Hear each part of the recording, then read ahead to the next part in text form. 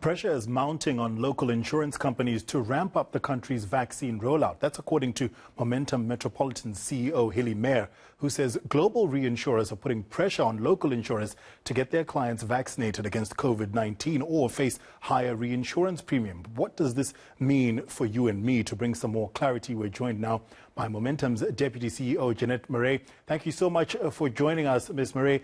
For some people, the insurance jargon can get very confusing. Underwriters, reinsurers, all of that. Explain the relationship between companies like yourself and reinsurers and what the chain reaction would be if the reinsurers up their premiums.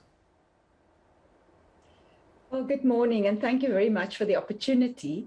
So the way it works is that we as life insurance companies need the reinsurers as our partners, and all of them have global parentage, and they're all globally based. But really what it means is that we generally reinsure a portion of a person's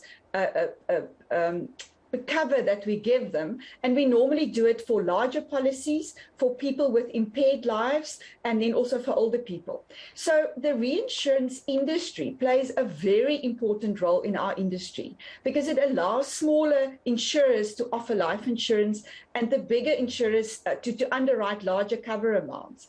So it not only boosts our economy, it also plays a role in underwriting clients who suffer from health challenges that would otherwise not have been able to receive insurance from ourselves. So from a COVID perspective at the moment, reinsurers are suffering heavy losses, maybe even worse than the relative claims outcomes that we have been experiencing. And in this week, during our results presentation, we actually shared with the market that our claims outcomes have actually doubled. We've doubled on the amount of claims that we've paid out over the last year. But the reinsurers have been suffering a lot more than that and more severely because the age groups that they are reinsuring or that we are reinsuring are the clients with larger life cover. And that is also where we've seen the greatest effect of the COVID pandemic. Now, if reinsurers leave our industry, our clients will suffer the consequences because insurance will become more expensive and many lives will not have access to insurance. So it also poses a systemic risk to our industry in South Africa. All right, so essentially the reinsurers are your insurance companies, and if they decide to leave South Africa or up their premiums, then individual premiums would get high as well. How serious is this threat, Jeanette, and how soon would someone like myself start to feel it in their pocket if that were to happen? Well, it is quite a serious threat. The feedback we're getting from reinsurance partners are that the reinsurance industry claims experienced in South Africa are quite bad relative to other parts of the world. At the moment, the claims they pay in South Africa actually register in US dollar and euro terms on their global scorecards. And now they are starting to ask questions regarding the vaccination process in South Africa and really also the progress that we've made. And they've made it clear that their view is that South Africa is perceived to handle this pandemic very, very badly. And they also look at this, and that is for them an indication of how we will be able to handle any future type of pandemic. So the problem is that we have a relatively poor vaccination experience in South Africa. We were very slow off the mark, and we need to do a lot more to get South Africa safe.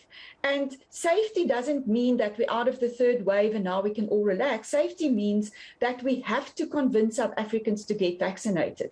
And the problem is at the moment that we as a society and country are not doing very well. But this is also where our clients and where South Africans can step in. Clients need to help themselves and help us by getting their vaccinations. So at the moment, the way we look at it is that we have a little bit of time. We are watching these trends. We won't just change it, once off. We will take our time and make sure that when premiums start to change, we do it backed by the right numbers and the right statistics. But maybe just lastly, we analyzed all of our COVID death claims. If anybody still needs convincing, over the last 2 months, we've analyzed every COVID death claim that we've paid out. Yeah. And this was an amount round about 1 billion rand that we paid in claims. And we picked up that not one of the 400 lives lost were fully vaccinated. Some had their first dose, but nobody received both. And we have ample proof that vaccinations work. In the first wave, 8% of our COVID-19 related claims we processed came from health professionals, and we know from February this year they were vaccinated. This decreased to only 2% in the third wave. So we know that vaccinations work. Yep. As South Africans, we need to stand up, stand together, save our own economy and industry, and get vaccinated. Absolutely, Jeanette. I mean, that cousin of yours or uncle who doesn't want to get vaccinated could end up affecting your bottom line as well. Thank you. It's a very important message. Thank you. Jeanette Marais is the Momentum Metropolitan Deputy CEO.